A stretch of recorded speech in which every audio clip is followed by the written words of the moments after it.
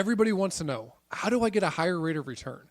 And in the video today, we're going to talk about the one factor that can make up to 90% of your investment return. And we're not just going to talk about it. We're going to talk to you about how do we actually implement it and how can you tweak and adjust it for you in your own life. Hey everyone, if we haven't met before, my name is Jacob Turner. I'm a former Major League Baseball player. And I'm currently the co-founder of Moment Private Wealth, where we help athletes and entrepreneurs build and protect wealth. In today's video, we're going to be talking about something called asset allocation. Now, if you're not a financial advisor like me, that might sound Greek to you. So let me break it down another way. What we're going to talk about is how much money should I have positioned towards growth assets and how much money should I position towards defensive assets. And we're not just going to talk about how you determine what that number is. We're going to talk about how do we determine that for clients. And then we're also going to touch on how does that ultimately affect our rate of return. In today's video, we're going to be breaking this into 5 different segments. Segment 1 is understanding why does asset allocation matter so much for an investor. Step 2 is understanding how do we actually look to bucket our investments. So what bucket should we be thinking about as we're starting to think about our own asset allocation? Step 3 is going to be understanding, okay, if we understand that, how do we know how much should go in bucket 1, how much should go in bucket 2, how much should we have towards growth, and how much should we have towards defensive type assets? And then the last thing that we're going to talk about is mistakes that I see. What are the most common mistakes that I see investors make when it comes to asset allocation?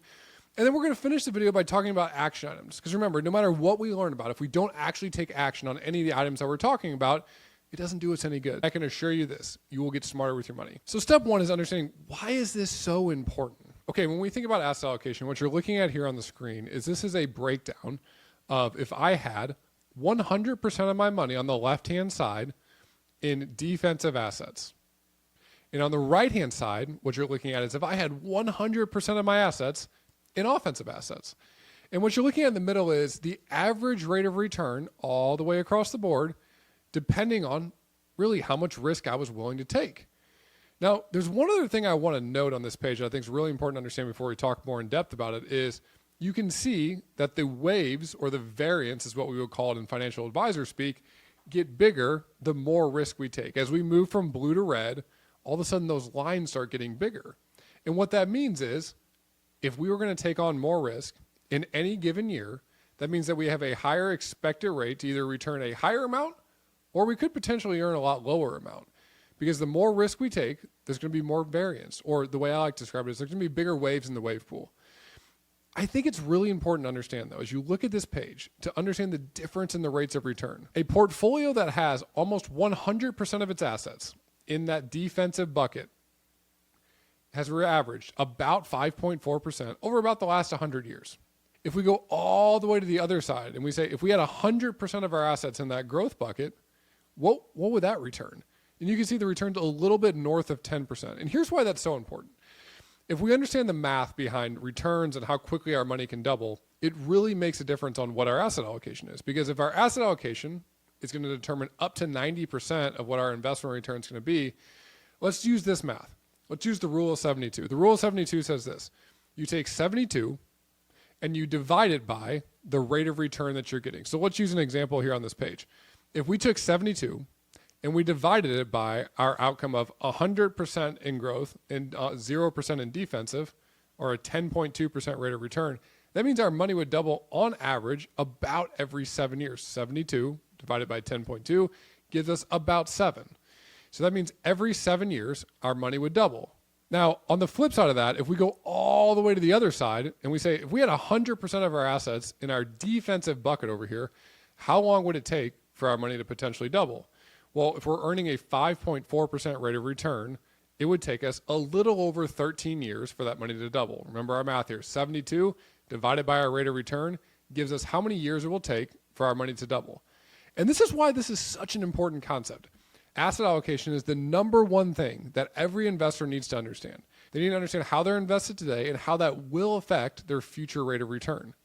So you might be thinking now, okay, I understand asset allocation. I understand if we have more money in our defensive bucket versus our offensive bucket, that means that we're probably going to earn a lower rate of return. Versus if we had more money in our offensive bucket and less money in our defensive bucket, we're probably going to earn a higher rate of return.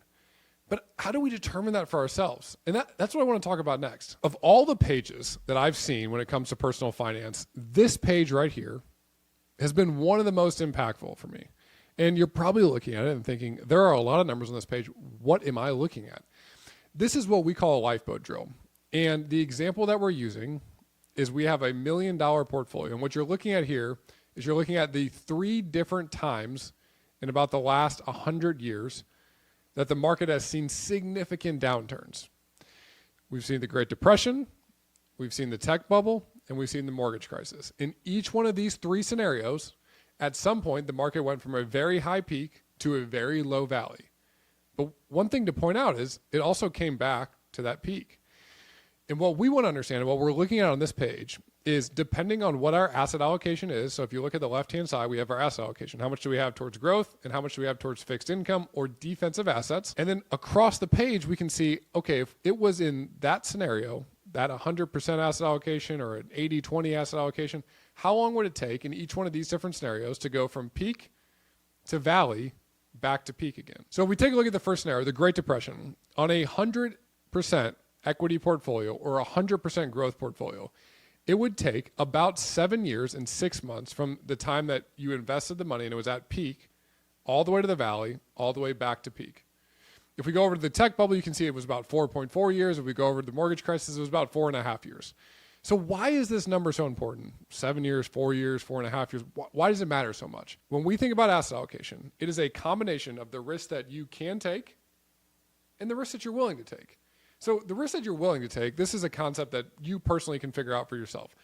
You can take a risk tolerance questionnaire and understand how much of a risk taker really am I? Am I willing to stomach whatever risks I might be taking in my portfolio?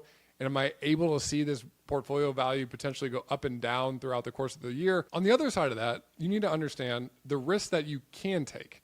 And what I mean by that is, if we look at these numbers and we want to say, okay, if I want to make sure that my investments can sustain me, whether we have the Great Depression tomorrow or the tech bubble in the future or the mortgage crisis, because the reality is with the stock market, we don't know what's going to happen in the future. Anybody that tries to predict that, I would be very wary of that. So you need to understand, if I was going to go through one of these cycles, how much could I have positioned towards growth and how much could I have positioned towards defensive assets to make sure I could withstand any cycle? And what we like to look at is we want to make sure that we have enough money to live our lifestyle for these periods in time. So 7 years, 4 years, 4.5 years. So it really depends on how much money we have. And then saying, if we're spending what's called $100,000 a month, and we said, you know what, I am comfortable having 5 years of my living expenses in our war chest bucket or our safety bucket is like we like to call it. That would mean that we have $500,000 in our bucket 1 or our safety bucket, and we have $500,000 in our bucket 2 or our offensive bucket. As we think about that, that would give us enough money to withstand the mortgage crisis and the tech bubble. It wouldn't quite give us 7 years if we went through the Great Depression again, but it's a really good starting point. So I want you to think about that in terms of how do I determine asset allocation for myself? You need to understand a couple of factors. 1, how big is your portfolio? 2, what are you spending? And 3, how many years do you want to have that spending set aside in case a big event happens? The Great Depression, the mortgage crisis. What I know is that in the future, there's going to be another mortgage crisis. There's going to be another tech bubble. They're going to go by different names. But the reality is, if you look at cycles of the market, there's always times where we see market downturns. And the thing that you can do to make sure that you're maximizing your money, getting the highest rate of return, but also still protecting yourself, is to make sure that your asset allocation is correct. And the way to do that is to understand what's in your portfolio today, how much are you spending, and how many years do you want to have set aside in case we see a big drop in our growth bucket. Now let's talk a little bit about what this looks like in a visual format. So what you're looking at here is how do we take everything that we just talked about and how do we do this for clients so that they can see it in a visual format? And the way that we group these together is buckets 1, 2, and 3. Now for our video today, we're not going to be talking about bucket 3, but I am going to mention what it is. So bucket 1 is our war chest bucket. This is our defensive money. So as we think about asset allocation, this is our defensive assets. Bucket 2 is our growth strategy. So if you think about a typical asset allocation, whatever we would have in equities or our growth bucket is what we're going to have in bucket 2. And bucket 3, like I mentioned, we're not going to touch on today, but this is our aspirational bucket. So I want us to think about buckets 1 and 2 in terms of our asset allocation. If we have 80-20, that would mean that we have 80% of our assets in bucket 2 and 20% of our assets in bucket 1. Now, we talked through this $1 million example that we were talking about, and we said we want to make sure that if we're spending $100,000 a year from our portfolio, that we have about 5 years of living expenses set aside. So what you can see here is we have about $500,000 in bucket 1, which leaves us $500,000 in bucket 2. Now, this is a really interesting thing to think about because while everybody wants to earn the highest rate of return, here's 2 big mistakes that I see people make. Mistake number 1 is they say, I want to earn the highest rate of return, but then they fail to realize that they have to plan to do that. And here's exactly what I mean by that. You cannot earn the highest rate of return if you're going to need the money and the market potentially dips. And the reason for that is, think about it. If the market dips 20, 30% and it stays down there for 2 or 3 years and you don't have enough money to live on from your portfolio, it doesn't matter what your potential future rate of return is going to look like. You're going to have to sell assets at a loss. And that's probably the biggest mistake that I see people make with asset allocation. The second one, which flows into the first one, is they're not willing to stick with it. And what I mean by this is, all of a sudden they say, I want to earn the highest rate of return. Maybe we have 80% of our money in bucket 2 and 20% of our money in bucket 1. So a relatively aggressive portfolio. But then the first time that we start to have waves in that portfolio, we start to see the asset value drop, we get nervous and we say, I want to get more defensive. And that's a huge mistake, because the reality is, the math would say, if we miss the best 10 days in the market, our return can arguably get chopped in half over a decade. 10 days over an entire decade. So the biggest thing that you need to understand is, whatever your asset allocation is, you need to understand the key factors to determine it. You need to understand how much you have saved. You need to understand what you're spending, and you need to understand how many years you want to have set aside. For most of our clients at the moment, we're typically looking at 3 to 7 years.